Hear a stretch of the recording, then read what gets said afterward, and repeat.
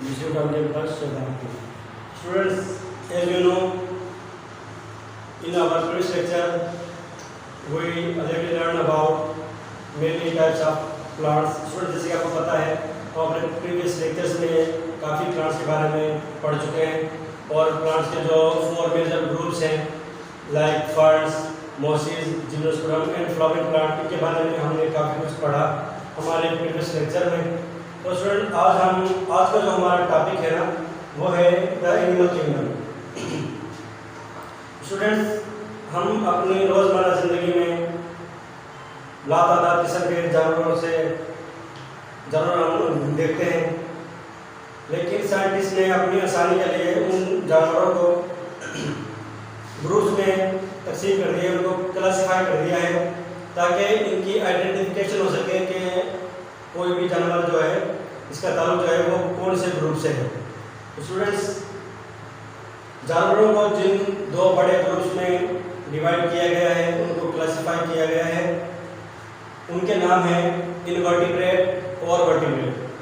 Students, पहले मैं आपको इन दोनों वर्ड्स का मतलब और इनकी डिफिनेशंस बता दूं, उसके बाद हम आगे चलेंगे. स्टूडेंट्स, इनवर्टिब्रेट की सिंपलेस्ट डेफिनेशन होगी the animal without backbone is called invertebrate. I repeat, the animal without backbone is called invertebrate. ऐसे जानवर जिनके अंदर रीढ़ की हड्डी नहीं होती उन्हें इनवर्टिब्रेट कहा जाता है. स्टूडेंट, यहाँ पर एक वर्ड लिखा हुआ है बैकबोन. स्टूडेंट, बैकबोन का मतलब है रीढ़ की हड्डी जो कि आपके सर के नीचे से शुरू होकर आपके जो पीछे वाले से आपका जो पिछला हिस्सा है इसके एंड तक जाती है. इसका नाम है बैकबोन. ये एक ट्यूब लाइक एक बोन है जो कि हमारे जिस्म के लिए बहुत ही ज़्यादा ज़रूरी है. इसकी जो खसूसियात जो हैं वो हम इंशाल्लाह आगे चलकर पढ़ेंगे. और दूसरा जो वर्ड है वो है vertebrate. The animal with backbone is called vertebrate. The animal with backbone is called vertebrate. ऐसे जानवर जिनके अंदर रीढ़ की हड्डी पाई जाती है उन्हें वर्टिब्रेट कहा जाता है. ऐसे जानवर जिनमें रीढ़ की हड्डी पाई जाती है उन्हें वर्टिब्रेट कहा जाता है और जिनमें नहीं पाई जाती उन्हें इनवर्टिब्रेट कहा जाता है. स्टूडेंट, दोनों डेफिनेशन जो सिंपलेस्ट थी मैंने आपको बता दी वर्बली, लेकिन मैंने इन दोनों डेफिनेशंस को आपके सामने बोर्ड के ऊपर एक दूसरे तरीके से लिखा है ताकि आपके माइंड में ये दोनों डेफिनेशन जो है मौजूद हो. ओके स्टूडेंट्स, फर्स्ट डेफिनेशन जो है हमारे सामने इनवर्टिब्रेट की है जो कि लिखी है the animals which do not have backbone is called invertebrate. Okay student, उनकी मैंने कुछ एग्जांपल भी लिखी है आपके सामने. एग्जांपल है स्नेक, सांप, स्नेल, घोंगा. स्नेल की जो मीनिंग है वो है घोंगा, ग्रासहॉपर, टिड्डा एंड ईटीसी वगैरह वगैरह. ठीक है स्टूडेंट्स. एंड सेकंड जो डेफिनेशन है आपके सामने वो मैंने लिखी है the animal which have backbone is called vertebrate. उसके एग्जांपल मैंने आपके सामने लिखी है human, horse, cow, cat, etc. Okay students, I hope आपको वर्टिब्रेट और इनवर्टिब्रेट के बारे में पता चल गया होगा कि वर्टिब्रेट कौन से हैं और इनवर्टिब्रेट कौन से हैं. ओके स्टूडेंट्स, अब हम चलते हैं अपनी किताब के अंदर. स्टूडेंट्स, आपकी बुक के पेज नंबर 9 पर ये टॉपिक अवेलेबल है. आप अपनी बुक खोल लीजिए. ठीक है स्टूडेंट्स, सबसे पहले हमारे पेज नंबर 9 पर लिखा हुआ है द एनिमल किंगडम जो कि मैंने आपके सामने लिखा है. उसके नीचे इसकी डिफरेंसेस लिखी हुई हैं जो कि मैं आपको ऑलरेडी बता चुका हूँ और मैंने आपके सामने लिखी हुई हैं. और थर्ड वर्ड में लिखा हुआ है एक जानवर का नाम. ठीक है स्टूडेंट, या तो ये जानवर वर्टिब्रेट होंगे या फिर ये इनवर्टिब्रेट होंगे. देखो स्टूडेंट, सबसे पहले इसका नाम लिखा हुआ है स्पॉन्ज का. स्पॉन्ज. स्टूडेंट, स्पॉन्ज का मतलब है मुफ्तखोर, यानी कि ऐसे जानवर या ऐसे जानदार जो अपनी ग़िज़ा खुद तैयार ना करें बल्कि अपनी ग़िज़ा के हसूल के लिए वो दूसरों पर डिपेंडेंट हो, दूसरों पर वो इन्हिसार करें, उन्हें हम स्पॉन्ज कहते हैं. ओके स्टूडेंट, स्पॉन्ज की स्टूडेंट्स कुछ खसूसियात हैं. खसूसियात ये हैं कि उनका सर भी नहीं होता, उनका माउथ भी नहीं होता, उनकी आंखें भी नहीं होती, उनके पाँव भी नहीं होते. ओके स्टूडेंट्स, लेकिन ये लिविंग है, ये जानदार हैं. ये क्या करते हैं, खुद को किसी भी दूसरी चीज़ से यानी कि सपोर्ट से चिपका कर रखते हैं, उससे चिपके हुए होते हैं। या तो वो रॉक होंगे, या फिर वो समुद्र की तय होगी, या फिर कोई भी ऐसी चीज के जरिए उससे सपोर्ट मिल सके जिस पर वो चिपक सके। स्टूडेंट स्पोर्ट्स के जिस्म पर काफ़ी सारे छोटे छोटे सुराख होते हैं जिन्हें आप स्पोर्ट्स कहते हैं, स्पोर्ट्स।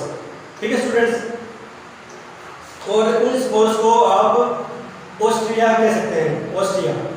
ओके स्टूडेंट्स, और ऑस्ट्रिया से ये क्या काम लेते हैं स्टूडेंट्स, जब ये ऑक्सीजन या फिर कोई भी फूड जो वो अंदर अपने ले जाते हैं, ये इन्हीं ऑस्ट्रिया या अपने अंदर उसको दाखिल करते हैं, जब उसे ये एब्जॉर्ब करते हैं ना स्टूडेंट्स, तो उसका जो वेस्ट मटेरियल है उसे ये बाहर पुश करते हैं एक खास सुराख के जरिए, जो कि उसका एक उसका उसे मुंह कह सकते हैं कि ये उसका मुंह है, जिसे आप कहते हो ओस्कुलम।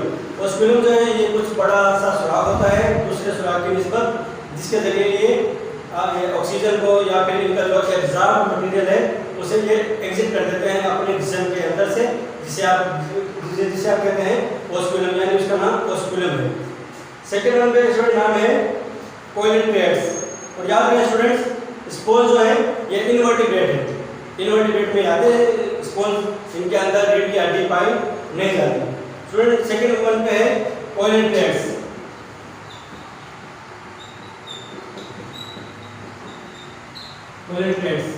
स्टूडेंट्स, आप बड़े शौक से एक अपने टीवी पर प्रोग्राम देखते होंगे, एक चैनल देखते होंगे, नेशनल ज्योग्राफी चैनल। ठीक है स्टूडेंट्स, उसके अंदर हमें काफ़ी बार जो समंदर का अंदरूनी नज़ारा है वो दिखाया जाता है, समंदर का जो अंदरूनी चीज़ें जो हैं उनके बारे में हमें बताया जाता है। ठीक है स्टूडेंट्स, तो स्टूडेंट आपने अगर वो देखा हो तो आपने एक चीज़ को ज़रूर देखा होगा, जेलीफिश को। ओके स्टूडेंट्स, जेलीफिश, और आपने साथ साथ एक नाम सुना होगा कोरल। स्टूडेंट कोरल का मतलब है मरजान, मरजान तो ये जड़ी बूटी है हर में। ओके स्टूडेंट, लेकिन जेलीफिश जो है स्टूडेंट ये एक इनवर्टिब्रेट जानवर है, और इसकी जो अंदर से जिस्म होता है ना स्टूडेंट जेलीफिश का, ये अंदर से खोखला होता है, यानी उसके जो जिस्म का अंदरूनी हिस्सा है वो बिल्कुल खाली होता है, उसके अंदर कुछ भी नहीं होता। और जेलीफिश जो है, जेलीफिश और कोरल दोनों जो है ये इनवर्टिब्रेट का हिस्सा है, ये दोनों को हम इनवर्टिब्रेट वाले ग्रुप में काउंट करेंगे। ठीक है स्टूडेंट, कोरल जो है ये समंदर की ब्यूटी, समंदर की ये ब्यूटी है, समंदर की खूबसूरती है।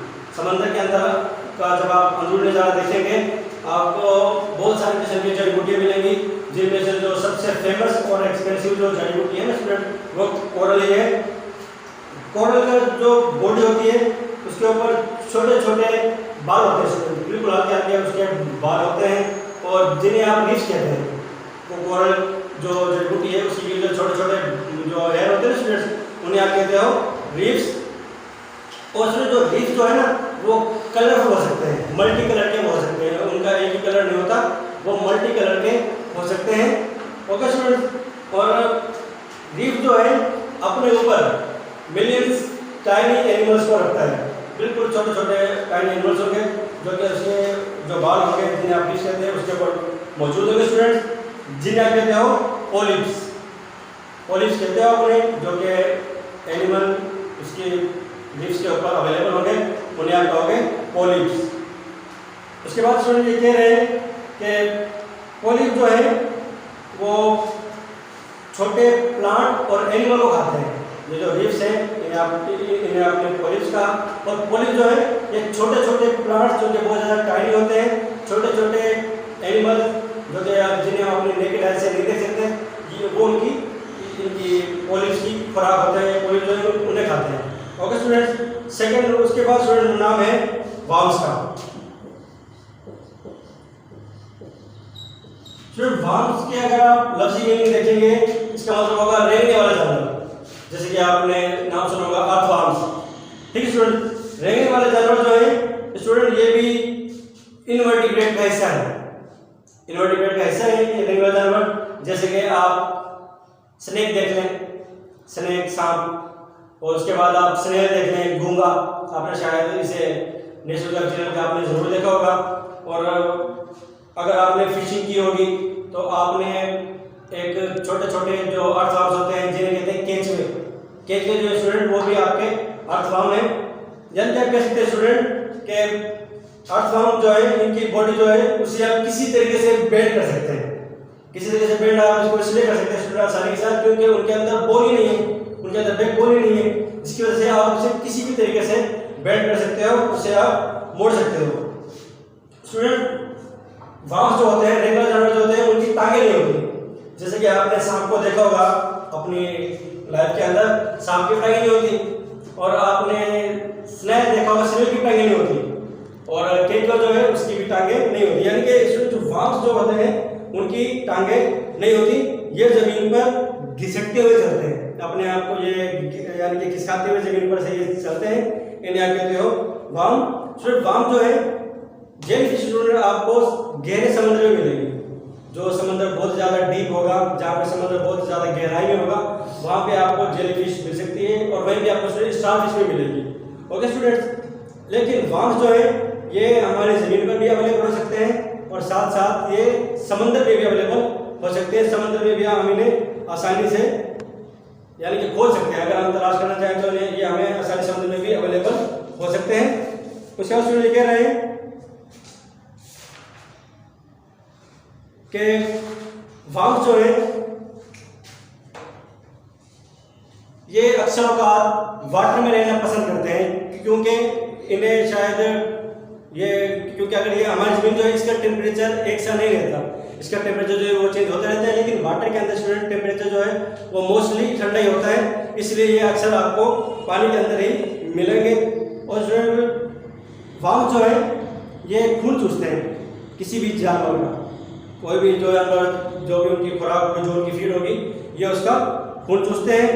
अक्सर कहा ये मछली का या फिर कोई भी ऐसा एनिमल जो कि वाटर के इनसाइड रहता हो, जिसे ये आसानी से इसके ऊपर आसानी से काबू पा सके, उसका ये खून चूसते हैं। और स्टूडेंट्स जब इसका ये खून चूस लेते हैं तो जिसका ये खून चूसते हैं वो जानवर जो है वो बुरी तरीके से मुतासिर हो जाता है और वो सिक हो जाता है, वो बीमार पड़ जाता है। ओके स्टूडेंट्स ये हमारा आज का लेक्चर था। उम्मीद है कि आपको अभी वर्टिब्रेट, इनवर्टिब्रेट और ये जो तीनों चीज़ें मैंने अभी आपके सामने एक्सप्लेन की, इनके बारे में आपने काफ़ी कुछ मालूमात की होगी। स्टूडेंट आपकी बुक के पेज नंबर 9 पर ये चीज़ अवेलेबल है, या आप एक बार खुद से इनको पढ़ लीजिएगा। और स्टूडेंट आपके लिए डायरी वर्क ये है कि आपने 10 इनवर्टिब्रेट और 10 वर्टिब्रेट इन दोनों के नाम लिखने हैं, और फिर आपने ये नाम लिखकर अपनी कंसर्न ऑफिस में जमा कराने हैं। मैं इंशाल्लाह आपके फीडबैक का वेट करूंगा। इंशाल्लाह we will meet very soon in our school.